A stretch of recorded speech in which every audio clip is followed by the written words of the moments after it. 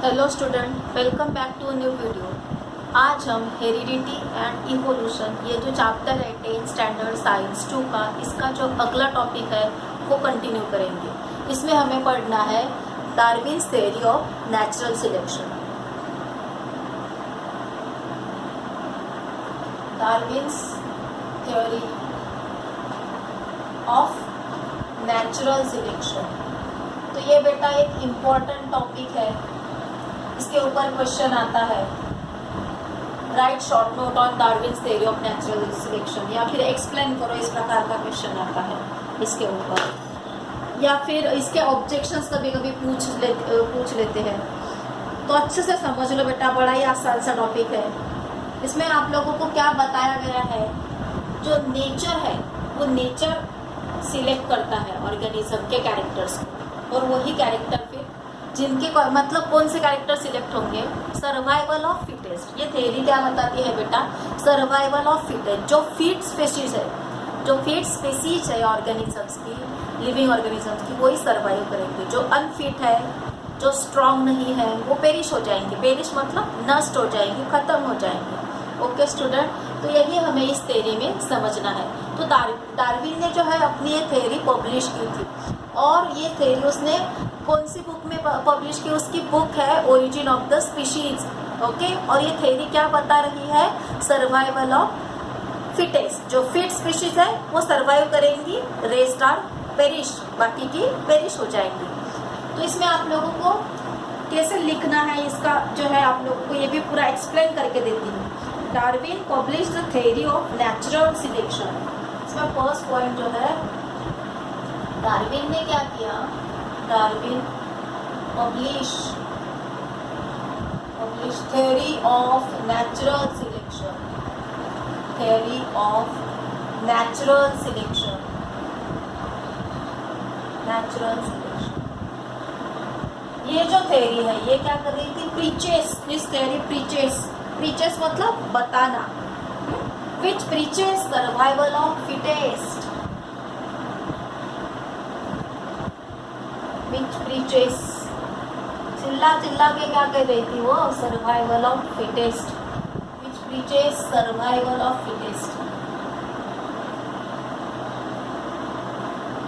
जो fit species है वो ही सर्वाइव करेंगी। ओके स्टूडेंट, जो अनफिट है वो पेरिश हो जाएंगी। According to him all organism reproduce prolifically, उसके अकॉर्डिंग। और ये बात यहाँ पे आप लोगों को बुक का नाम भी याद रखना है बेटा। इन हिज बुक, क्या नाम बताया मैंने, in his book origin of the species, in his book origin of the species. तो बेटा ये बुक का नाम भी पूछा जाता है, कभी कभी फिल इन द ब्लैंक्स में पूछा जाएगा, या फिर कोरिलेशन में भी पूछा जाता है, origin of the species.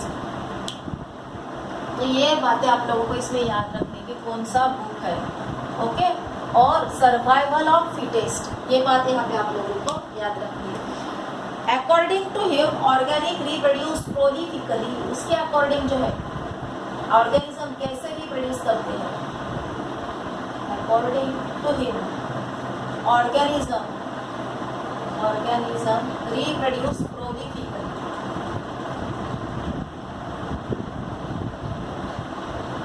Reproduction कैसे हो रहा है, प्रोलिफिकली। तो प्रोलिफिकली का मीनिंग क्या है बेटा, आप लोगों को पता है क्या? प्रोलिफिकली मतलब प्रोड्यूसिंग इन लार्ज क्वांटिटी। यहीं पे आगे इसका मीनिंग लिख के देती हूँ मैं। प्रोलिफिकली का मीनिंग क्या है, prolifically means producing in large quantity, large quantity में प्रोड्यूस करते हैं, producing in large quantity. Okay student, इस प्रकार से आगे जो है यहाँ पे आप लोगों को बताया, all organism compete with each other. सभी ऑर्गेनिज्म जो है एक दूसरे के साथ कम्पीट करते हैं। ये मीनिंग जो है आप लोगों को यहाँ पे लिखने की जरूरत नहीं है, बस समझने के लिए आप लोगों को ये मैंने लिख के दिया है।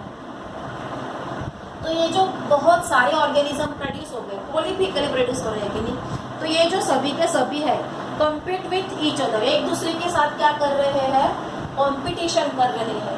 All organism compete with all organism compete with each other. किस चीज़ के लिए कम्पीट कर रहे हैं बेटा? उनकी जो नेसेसरी चीज़ें हैं उसके लिए कम्पीट विथ ईच अदर। जैसे कि वाटर के लिए जो है, अगर प्लांट्स एक ही जगह पे बहुत सारे प्लांटलेट छोटे छोटे प्लांटलेट्स लगा दिए तो उनको सबको सर्वाइव करने के लिए क्या क्या लगेगा? सनलाइट लगेगा, वाटर लगेगा। तो उनके जो रूट्स है, रूट्स में कंपटीशन चलेगी, किसको ज़्यादा वाटर एंड मिनरल्स मिलेंगे। और जो लीव्स है, सबसे ज़्यादा सनलाइट जो है किसको मिलेगा? जो इसमें स्ट्रांग रहेगा, जो इसमें फिट रहेगा, वही सर्वाइव हो पाएगा। बाकी के जो है पेरिश हो जाएंगे। ठीक है कि नहीं बेटा? आप लोगों ने देखा होगा आपकी मम्मी घर पे तुलसी का पौधा लगाती है तो एक ही पौधा लगाती है क्या? 3-4 लगा के देती है एक ही साथ में, तो उसमें से एक ही सर्वाइव कर जाता है, 1 या 2 सर्वाइव कर जाते हैं, बाकी के जो है पेरिश हो जाते हैं। इस प्रकार से जो फिट है वो सर्वाइव करेंगे। Okay, all organism compete with each other in a life threatening manner. कैसे? In a life threatening manner. Life threatening manner मतलब क्या बेटा? लाइफ थ्रेटनिंग मैनर मतलब capable to cause death. Threatening मतलब क्या? Capable to cause death. Life threatening का meaning, life threatening का meaning यहाँ पे आपको लिख के देती हूँ मैं। Life threatening means capable to cause death. ये इसका मीनिंग यहाँ पे लिख रही, कैपेबल टू कॉज डेथ। ये भी आप लोगों को बस समझने के लिए है, आंसर पे लिखने की ज़रूरत नहीं है। इस प्रकार से ऑर्गेनिज्म कॉम्पीट करते हैं कि जिसकी वजह से उनकी डेथ भी हो सकती है। ओके स्टूडेंट, चलो अगला पॉइंट जो है, only those organism who show modification sustain long. वही ऑर्गेनिज्म जो है सस्टेन होंगे लॉन्ग जो मॉडिफिकेशन दिखाएंगे। Only those organism, only those organism sustain long who show modification, जिनमें मॉडिफिकेशन हुआ है, जो सरवाइव करने के लिए फिट है वो ही सस्टेन होंगे। Only those organism sustain who show long. Sustain मतलब टिक के रहना, सरवाइव करना। ओके, जिसमें मॉडिफिकेशन हो रहा है वो ही सस्टेन होंगे। ठीक है, जो है natural selection also plays important role. इसमें जो है बेटा नेचुरल सिलेक्शन जो है वो भी बहुत इम्पोर्टेंट रोल प्ले करता है। Natural selection also play important role, also play important role. तो बेटा नेचर जो है इसमें बहुत इंपॉर्टेंट रोल प्ले करता है। जो भी कैरेक्टर सर्वाइवल के लिए बेनिफिशियल है उसको ही नेचर सिलेक्ट करेगा। अंडरस्टैंड? मतलब जो भी स्पीशीज स्ट्रॉन्ग है, जो भी स्पीशीज फिट है वही सर्वाइव कर पाएगी। बाकी की जो है जो जिसमें स्ट्रेंथ नहीं है वो सर्वाइव नहीं कर पाएगी। मतलब नेचर ही स्ट्रेंथ को सिलेक्ट कर रहा है। नेचर किसको सिलेक्ट कर रहा है? स्ट्रेंथ को। जो वीक है उसको सिलेक्ट नहीं करता, वो पेरिश हो जाती है, वो खत्म हो जाती है। इस प्रकार से नेचुरल सिलेक्शन जो है इम्पोर्टेंट रोल प्ले करता है। ओके स्टूडेंट, कुछ डिफिकल्ट है क्या इसमें? Because nature select only those organism which are fit. क्योंकि because nature select only those organism, select only those organism which are fit।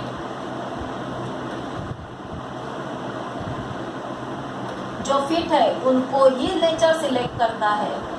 Okay student, इस प्रकार से fit to live and rest perish. बाकी के क्या हो जाते हैं? पेरिश हो जाते हैं। एंड रेस्ट पेरिश, पेरिश होना मतलब नष्ट होना। ओके स्टूडेंट, खत्म हो जाना। This sustained and selected organism. अब ये जो सर्वाइव हो गए, जो फिट है, जीने के लिए फिट है, जो सर्वाइव हो गए, वो क्या करेंगे? रिप्रोड्यूस करेंगे। अंडरस्टैंड? और न्यू स्पीशीज उनकी बढ़ती जाएंगी, बनती जाएंगी। मतलब न्यू ऑर्गेनिज्म जो है जो भी रहेगी उनमें वो स्ट्रेंथनेस का कैरेक्टर आता जाएगा। ओके स्टूडेंट, इस प्रकार से अगला जो टॉपिक है this sustained and selected organism reproduce, यही जो sustained and selected organism, this sustained and selected organism reproduce, जो जी रहे हैं, मतलब जो जी पाए वो क्या कर रहे हैं, रिप्रोड्यूस कर रहे हैं, रिप्रोडक्शन कर रहे हैं, उनके यंग वंस आएंगे तो उनमें भी वो फिटनेस का कैरेक्टर होगा। Reproduce and gives rise to new species, और नई नई स्पीशीज आएंगी, give rise to new species. इस प्रकार से जो है हमने पढ़ लिया है। विथ ओन स्पेसिफिक कैरेक्टर, उनका खुद का स्पेसिफिक कैरेक्टर रहेगा उसमें, विथ ओन स्पेसिफिक कैरेक्टर। ठीक है स्टूडेंट, इस प्रकार से। अगला जो पॉइंट है इसमें आखिरी वाला पॉइंट आप लोगों को याद रखना है, दिस थ्योरी जो है वो widely accepted for long duration. ये थ्योरी नेचुरल सिलेक्शन की बहुत लॉन्गर ड्यूरेशन तक सबने एक्सेप्ट की थी। This theory was widely accepted for longer duration, longer duration तक ये वाइडली एक्सेप्टेड रही। ठीक है बेटा, लेकिन इसके ऊपर कुछ ऑब्जेक्शंस थे, वो ऑब्जेक्शन अभी अपने को पढ़ने हैं। आई होप आप लोगों को ये टॉपिक समझ में आ गया होगा, कुछ भी डिफिकल्ट नहीं है बेटा। अगर आप लोगों को नहीं समझता है, पीछे जाके आप लोग एक बार वीडियो को रिवाइंड करके देख सकते हैं कि डार्विन ने जो था उसने थ्योरी जो पब्लिश की थी वो क्या बता रही थी, उसकी theory preaches survival of fittest, और उसने किसमें बताया, in his book origin of the species. उसके बुक का नाम क्या है, ओरिजिन ऑफ द स्पीशीज। इसके अकॉर्डिंग, और ये डार्विन के अकॉर्डिंग जो है, ऑर्गेनिज्म रिप्रोड्यूस प्रोलिफिकली। ऑर्गेनिज्म कैसे रिप्रोड्यूस करता है, प्रोलिफिकली मतलब प्रोड्यूसिंग इन लार्ज क्वांटिटी में प्रोड्यूस होते हैं ऑर्गेनिज्म, रिप्रोड्यूस होते हैं। और all organism compete with each other in life threatening manner. ये सभी कैसे कम्पीट करते हैं, लाइफ थ्रेटनिंग मैनर में, मतलब कैपेबल टू कॉज डेथ, ये डेथ कॉज कर सकते हैं।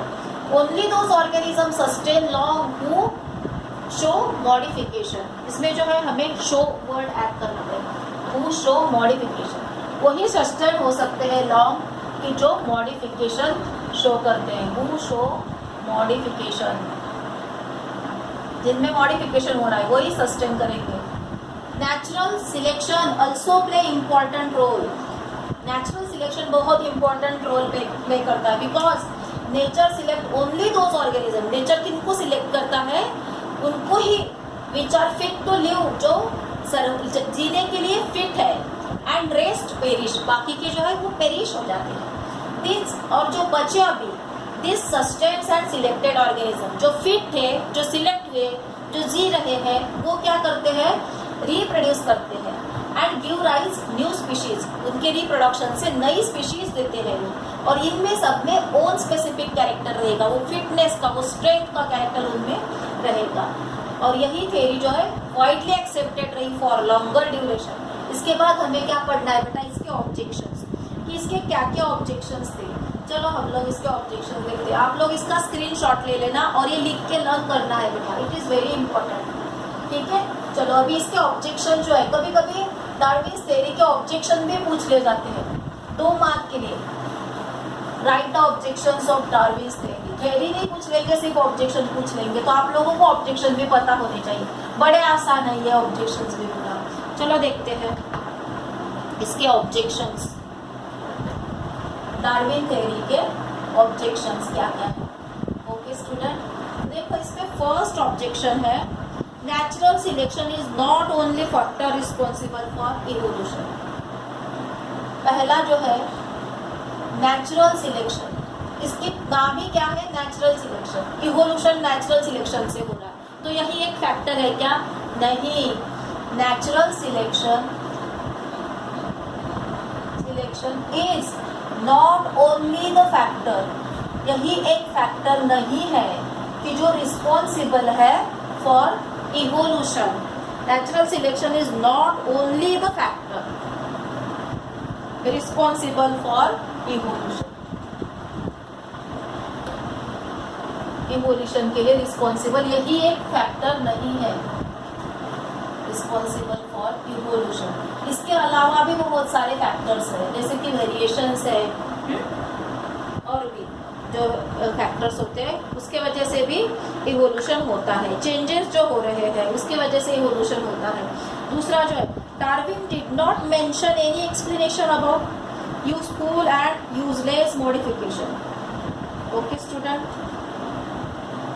Darwin did not mention. अगला जो है दूसरा ऑब्जेक्शन, सेकेंड ऑब्जेक्शन जो है हम लोग पढ़ने जा रहे हैं,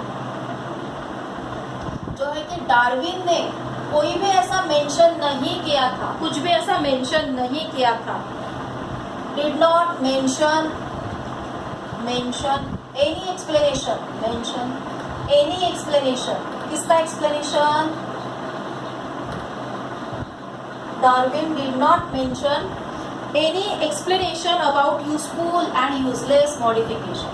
एक्सप्लेनेशन अबाउट यूजफुल, कौन सा यूजफुल मॉडिफिकेशन है, कौन सा यूजलेस मॉडिफिकेशन है, ये उसने एक्सप्लेन नहीं किया था। यूजफुल एंड यूजलेस मॉडिफिकेशन कौन सा जरूरी है, कौन सा काम का नहीं है, किसके वजह से सर्वाइव हो पाते, ये कुछ भी उसने मेंशन नहीं किया था। There is no explanation about slow changes and abrupt changes. तीसरा ऑब्जेक्शन क्या है? देयर इज नो एक्सप्लेनेशन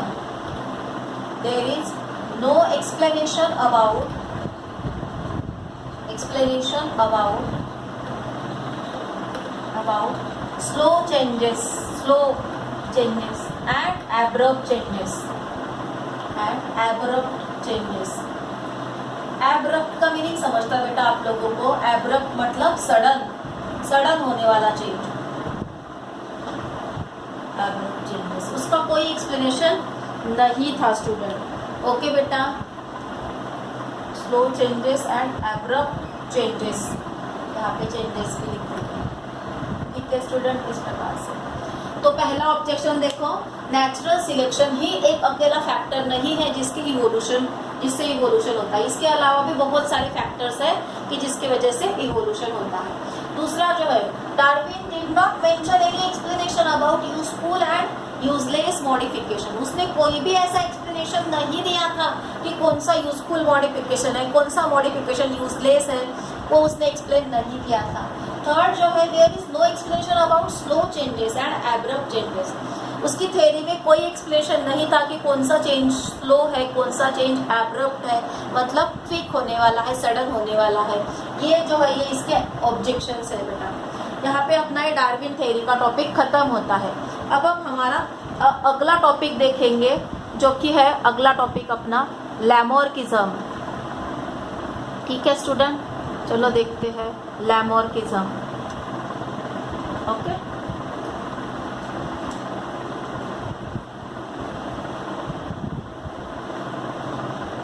ये लैमोर्किज्म क्या है बेटा? ये जो है ये भी एक थ्योरी है लैमोर्क की। क्या नाम उस साइंटिस्ट का? Gene Baptiste लैमोर्क। लैमोर्किज्म क्या है? लैमोर्क ने, जीन बैप्टिस्ट लैमोर्क, ये जो साइंटिस्ट है इसने प्रपोज की हुई थ्योरी है। जीन बैप्टिस्ट लैमोर्क, इसने जो प्रपोज की है वो theory. Gene Baptiste Lamarck propose, यहाँ पे जो है प्रपोज्ड अ थ्योरी, इसने भी एक थ्योरी प्रपोज की है बेटा।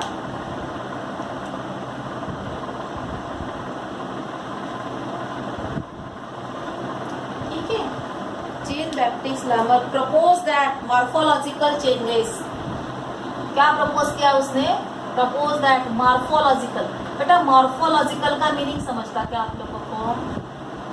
मॉर्फोलॉजिकल चेंजेस, मॉर्फोलॉजिकल मतलब एक्सटर्नल चेंजेस, फिजिकल होने वाले changes. Morphological changes occur in living organism की जो एक्सटर्नल चेंजेस हो रहे हैं, फिजिकल चेंजेस हो रहे हैं, वो चेंजेस की थ्योरी उन्होंने प्रपोज की थी। किस प्रकार से? देखो, changes occurring in living organisms are responsible for revolution, are responsible for evolution, evolution के लिए रिस्पॉन्सिबल है ये physical changes, okay, are responsible for evolution and the reason behind those changes, इनके पीछे जो रीजन था, and the reason behind those changes, reason behind those changes क्या है ये reason? Activities and laziness is activities and laziness, मतलब काम करना और आलसीपना करना, ये इसके पीछे का एक रीजन है बेटा। आप लोगों को समझा के देती, आप जिस बॉडी ऑर्गन को कंटिन्यूसली यूज करेंगे वो स्ट्रांग हो जाएगा, और जिसका इस्तेमाल ही नहीं करेंगे वो स्ट्रांग नहीं होगा, वो वीक हो जाएगा। अंडरस्टैंड? इस प्रकार से। तो बेटा जैसे कि आप लोगों को एक एग्जांपल बता देती हूँ मैं। अगर आप लोगों का जो कोई एक ऑर्गन है जिसको आप इस्तेमाल ही नहीं कर रहे, एक एग्जांपल के तौर पे ले लो आपका ब्रेन को आप लोगों ने इस्तेमाल ही नहीं किया तो वो चलना बंद हो जाएगा। स्टूडेंट ये बात याद रखो, हाँ, इसलिए खुद का ब्रेन को भी काम पे आप लोगों को लगाना है।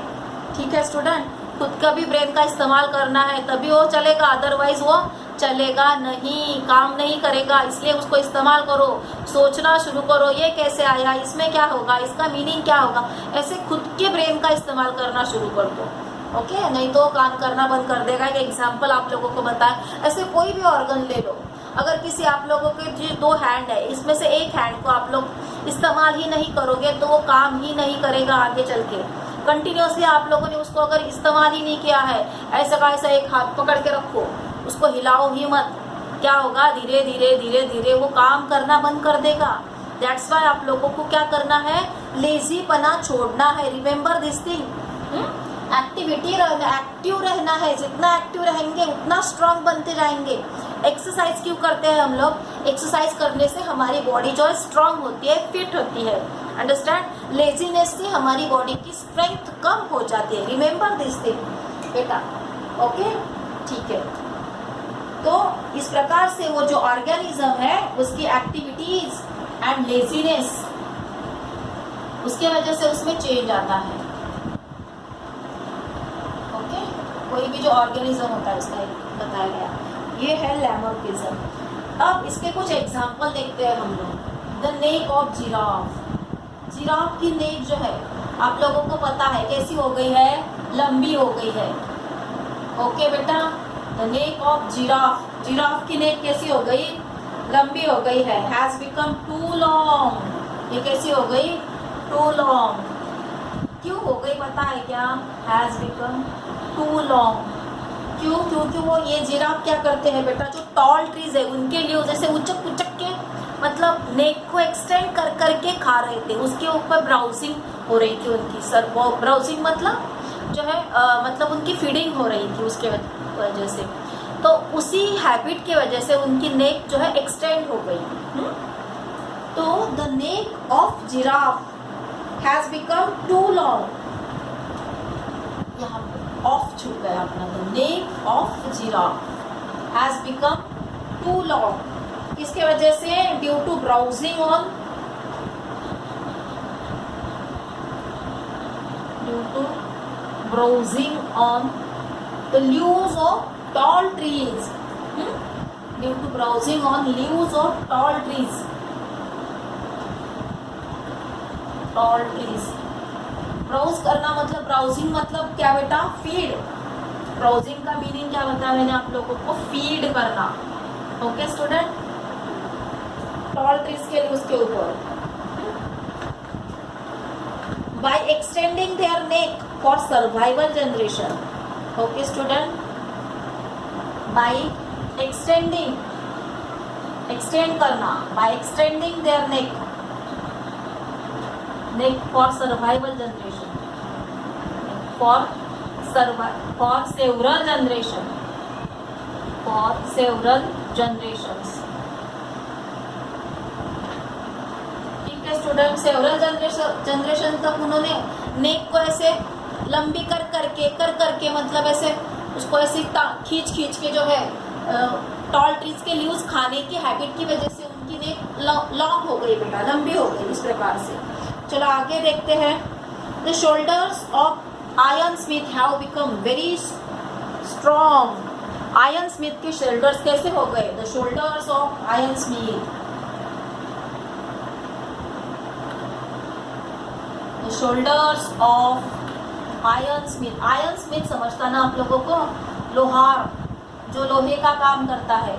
Iron smith have become very strong, बहुत स्ट्रॉन्ग हो गए,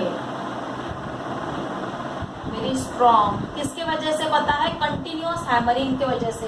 देखो जो लोहार होता है कंटिन्यूअसली ठोकता रहता है लोहे को, उसकी वजह से उसके जो शोल्डर्स है वो कैसे हो गए? स्ट्रॉन्ग हो गए। The shoulders of iron smith have become very strong due to frequent hammering. इसकी वजह से due to frequent hammering, frequent hammering की उन्होंने, और वो कैसे हो गए? स्ट्रॉन्ग। इस प्रकार से बेटा, तो इस प्रकार से एक्टिविटी से ये होता है फ्रीक्वेंट हैमरिंग मूवमेंट। ये दो एग्जांपल हमने किसके देखे? एक्टिविटीज के। अभी कुछ लेजीनेस के भी एग्जांपल देखेंगे हम लोग, लेजीनेस के एग्जांपल।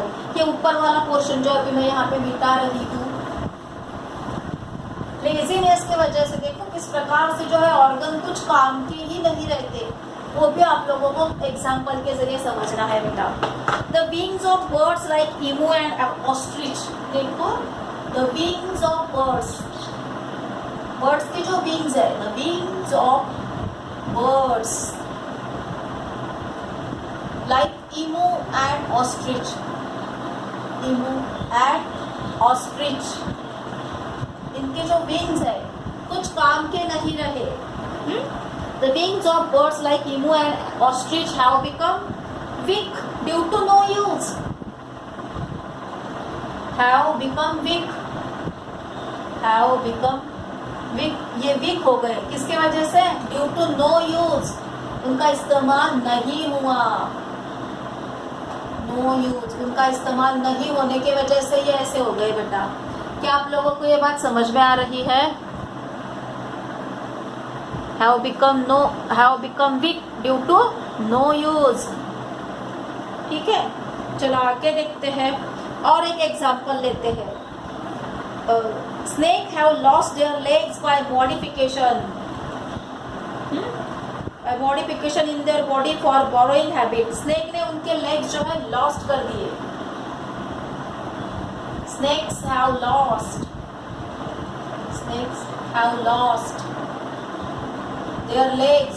स्नेक को लेग्स होते हैं क्या? नहीं, वो उन्होंने लॉस्ट कर दिए, उनके वो लेग्स जो है नष्ट हो गए। किसके वजह से?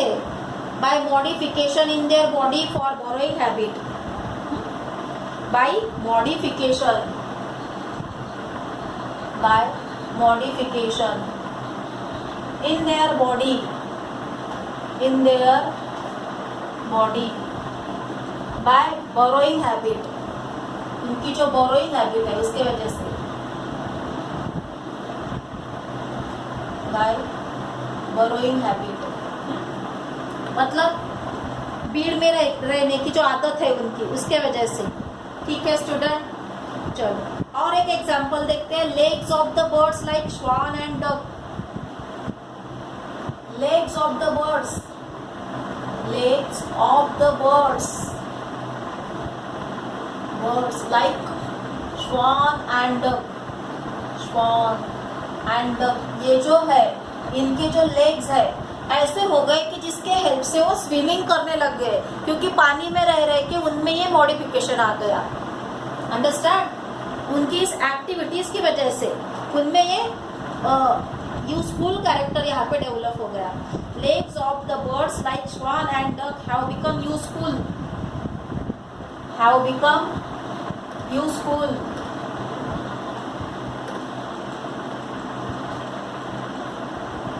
Okay. For swimming due to living in water. For swimming swimming due to living in water, पानी में रहने के वजह से, लिविंग इन वाटर, पानी में रह के उनके लेग्स इस प्रकार से हो गए कि वो स्विमिंग के लिए हेल्पफुल हुए उनको। Understand student? इस प्रकार से। तो आप लोगों को ये बात समझ में आ रही है? देखो कुछ एग्जाम्पल हमने देखे इसमें, एक बार फिर से बता देती हूँ। Jean Baptiste Lamar propose that morphological changes occur in living organism. इन्होंने क्या प्रपोज किया कि लिविंग ऑर्गेनिज्म में मॉर्फोलॉजिकल चेंजेस होते हैं, उसी की वजह से इवोल्यूशन होता है। और इसके पीछे का रीजन क्या है, ये चेंजेस क्यों होते हैं? Because of activities and laziness. उनकी जो एक्टिविटीज है, जो लेजीनेस है, उसकी वजह से उनमें चेंजेस होते हैं। ओके, एक एग्जाम्पल आप लोगों को कुछ इसके एग्जाम्पल दिए हैं, कुछ एक्टिविटीज के हैं, कुछ लेजीनेस के हैं बेटा। The neck of giraffe have become too long. Giraffe की नेक जो है बहुत लंबी हो गई, किसकी वजह से? Because of their burrowing habit, उनके because of due to browsing on the leaves of tall trees. जो टॉल ट्रीज है, जो ऊंची ऊंची प्लांट्स है, उनके लीव्स के ऊपर ब्राउजिंग करने की उनकी जो हैबिट थी, मतलब फीड करने की उनकी जो हैबिट थी, उसकी वजह से उनकी जो नेक है एक्सटेंड हो। अगला जो पॉइंट है, the shoulders of iron smith के जो शोल्डर्स है have become very strong due to frequent hammering की वजह से आयरन स्मिथ के शोल्डर जो है वेरी स्ट्रॉन्ग हो जाते हैं बेटा। ओके, ये दो एग्जांपल एक्टिविटीज के। अब लेजीनेस का भी एक एग्जांपल देखो। The wings of birds like emu and ostrich have become weak due to no use. Emu और ऑस्ट्रिच, ये इस प्रकार के जो बर्ड्स है, इन्होंने अपने विंग्स का इस्तेमाल ही नहीं किया तो वो वीक हो गए, कुछ काम की नहीं रहे फिर वो। Snake have lost their legs by modification in their body by burrowing habit. देखो स्नेक जो होते हैं बोरो कर करके रहते हैं बेटा, उनकी बोरोइंग हैबिट की वजह से उन्होंने अपने लेग्स लॉस्ट कर दिए हैं, उनमें उनकी बॉडी में ये मॉडिफिकेशन आ गया। अगला जो है, legs of birds like swan and duck have become useful for swimming due to living in water. Swan और डक, ये जो प्रकार के बर्ड्स है, इनके जो लेग्स है इस प्रकार से डेवलप हो गए कि वो उनको स्विमिंग में हेल्पफुल हो गए। Understand student? चलो आगे देखते हैं, इस टॉपिक को आगे कंटिन्यू करेंगे। यहाँ पे हम लोग इसको भी मिटा देंगे। इससे आप लोगों को समझ में आ रहा है लेजीनेस एंड एक्टिविटीज के किस प्रकार से चेंजेस आते हैं। ओके बेटा, चलो इसमें का ये एक जो पॉइंट था, it is very widely accept हुआ ये वाला पॉइंट, एक्टिविटीज और लेजीनेस का। All the examples are type of acquired characters. ये सभी जो हमने एग्जाम्पल देखे, all the examples of acquired character किसके एग्जाम्पल है? all the examples are type of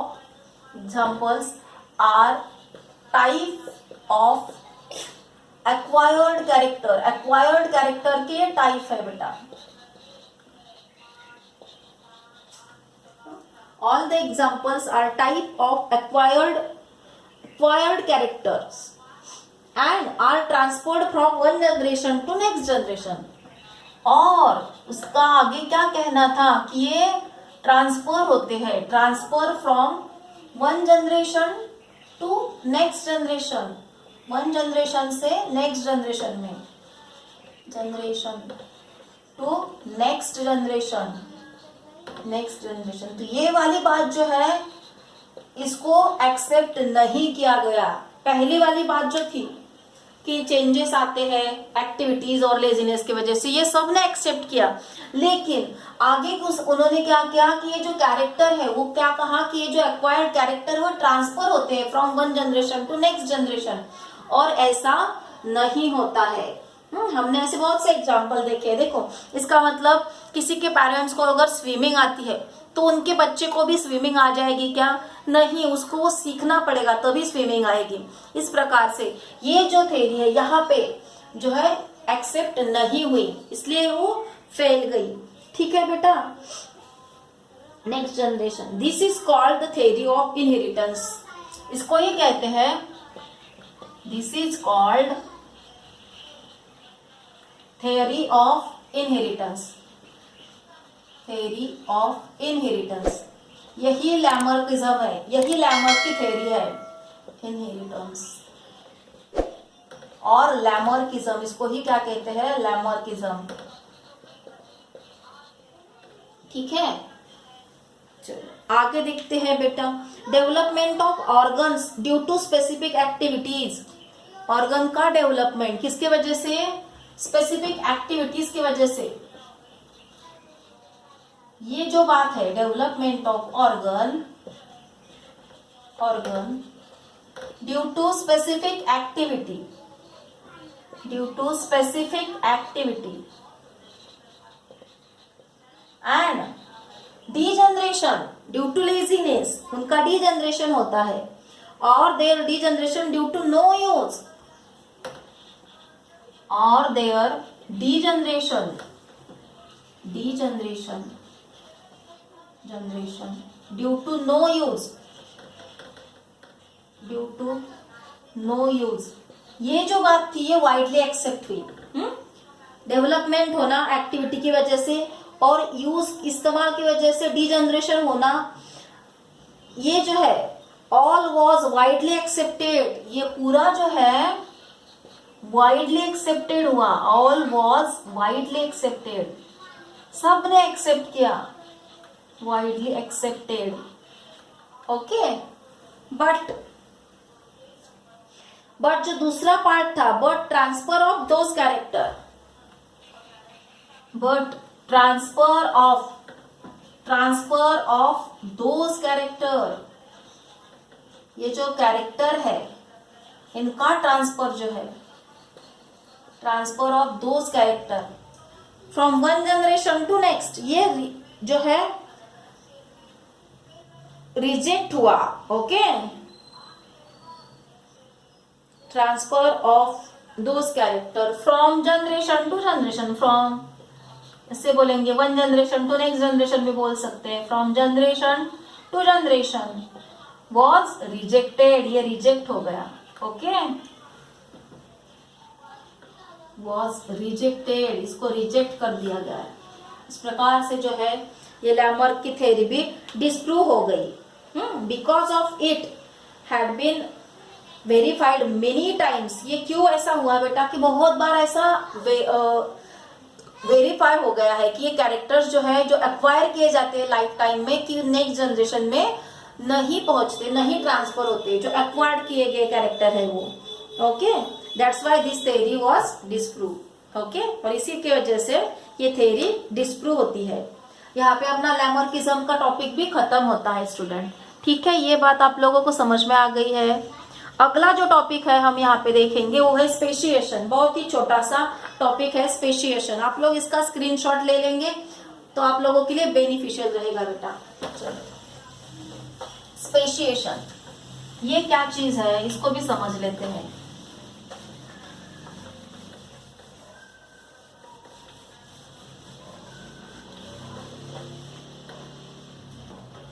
speciation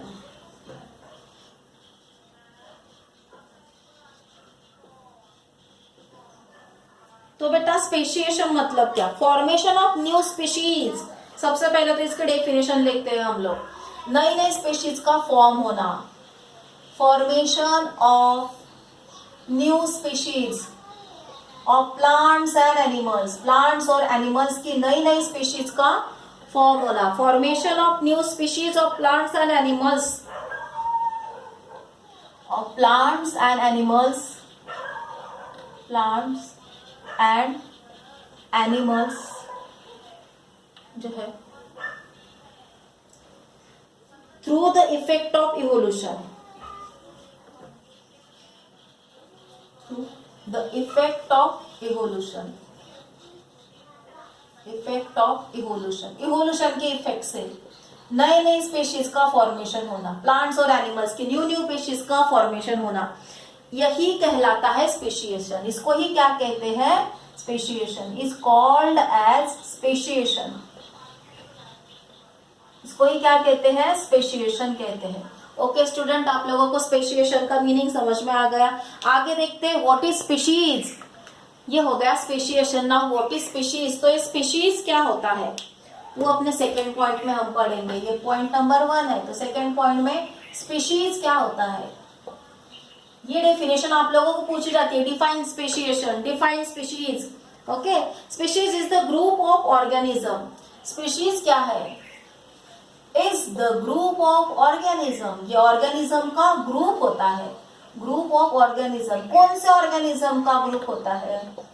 देखते हैं। Species is the group of organism that can produce fertile individual.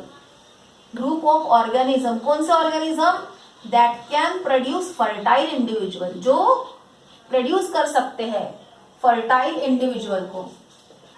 Fertile का मीनिंग समझता आप लोगों को, कि जो कैपेबल है आगे रिप्रोडक्शन के लिए, फर्टाइल इंडिविजुअल। ओके बेटा, इस प्रकार से। हाँ चलो, through natural reproduction, through natural reproduction, natural reproduction के थ्रू ये होता है, नेचुरल रिप्रोडक्शन। इसको ही कहते हैं स्पीशीज। ओके बेटा, इसको ही कहते हैं species. Each species grow in specific geographical condition. ये एक एक जो स्पीशीज होती है वो स्पेशल जियोग्राफिकल कंडीशन में ही ग्रो कर पाती है। इसका एग्जांपल बताती हूँ आप लोगों को। जो बहुत ही यहाँ पे आइस गिरती है, ऐसा वाला जो रीजन है, वहां पे कौन से ऑर्गेनिज्म, कौन से एनिमल्स रहते हैं? याक रहता है, आप लोगों को पता है ना बेटा, जहाँ पे बहुत ही बर्फ गिर रही है, ऐसे रीजन में कौन से एनिमल होते हैं? जैसे कश्मीर वगैरह, जहाँ पे बहुत ठंडी वगैरह है, जहाँ पे मतलब पूरा ऐसा एकदम कोल्ड एटमोस्फियर है, बहुत ही आइस है पूरा, ऐसे जगह पे जो होता है, जो सर्वाइव होने वाले जो प्लांट्स और एनिमल्स है वो डेजर्ट रीजन में सर्वाइव नहीं कर पाएंगे। जैसे कि जो कैमल है, कैमल, ये कैमल जो है वो जहाँ पे बहुत ज्यादा मात्रा में बर्फ गिर रही है, जो बहुत कोल्ड रीजन है, वहां पे सर्वाइव नहीं कर पाएगा। इस प्रकार से वो स्पेसिफिक जियोग्राफिकल कंडीशन में ही सर्वाइव कर पाते हैं। दूसरा एग्जांपल आप लोगों को बताओ, जो लोटस फ्लावर है, जो पानी में रह सकता है, उसको अगर आप लोग सॉइल में लगाने की कोशिश करो, वो सर्वाइव हो पाएगा क्या? नहीं। और जो सॉइल में ग्रो होने वाले प्लांट्स और एनिमल्स है, उनको पानी में लगाओ, पानी में रखो, तो रह पाएंगे क्या? नहीं, वो वहां पे सड़ने लगेंगे, खराब हो जाएंगे। ठीक है बेटा, इस प्रकार से each species grow in specific geographical condition. जो ईच स्पीशीज होती है वो स्पेसिफिक जियोग्राफिकल कंडीशन में ही ग्रो होती है। Species grow in specific geographical condition, specific geographical condition, ऐसी कंडीशन में ही वो ग्रो हो पाते हैं, स्पेसिफिक जियोग्राफिकल कंडीशन में। Okay, their food, habitat and reproductive जो एबिलिटी है उनका food, habitat, their food, habitat, habitat मतलब रहने की जो जगह है उनकी, and reproductive ability, reproductive ability and period, उनका जो पीरियड भी होता है, टाइम पीरियड, ये भी कैसे होते हैं? रिप्रोडक्शन के जो पीरियड होते हैं इज डिफरेंट, ये अलग अलग होता है। ये कैसा होता है? डिफरेंट होता है। ठीक है स्टूडेंट, इसमें अगला पॉइंट जो है, genetic variations are responsible for formation of new species. जो जेनेटिक वेरिएशन होता है, genetic variation, genetic variations are responsible, ये भी रिस्पॉन्सिबल है, किसके लिए? Responsible for formation of new species, formation of new species, नए नए स्पीशीज का जो फॉर्मेशन होता है उसके लिए जेनेटिक वेरिएशन भी रिस्पॉन्सिबल है। जीन्स में जो वेरिएशन आता है उसी की वजह से भी नई नई स्पीशीज बनती जाती है। ओके, अगला जो besides geographical and reproductive changes are also responsible, इसके अलावा जो है geographical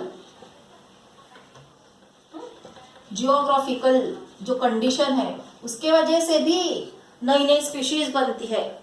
geographical condition and reproductive changes and reproduction में जो चेंजेस आ रहे हैं, रिप्रोडक्टिव चेंजेस, ये भी रिस्पॉन्सिबल है स्पीशीज के फॉर्मेशन के लिए. Okay, are also responsible for species formation, मतलब ये स्पेशिएशन. ओके, स्पेशिएशन के लिए ये भी रिस्पॉन्सिबल है. Geographical condition, reproductive change. ठीक है बेटा, यहाँ पे जो होता है इस प्रकार से रिप्रोडक्टिव, यहाँ पे देखो अपना चेंजेस वर्ड छूट गया. Reproductive changes are also responsible for species formation. Okay student, similarly geographical and reproductive isolation also leads to speciation. इसी प्रकार से जो है सिमिलरली जियोग्राफिकल आइसोलेशन का मीनिंग समझता है बेटा आप लोगों को. जियोग्राफिकल और रिप्रोडक्टिव आइसोलेशन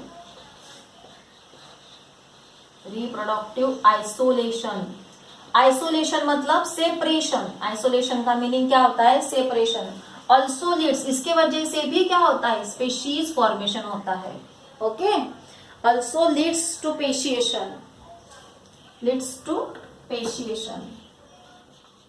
स्पेशिएशन.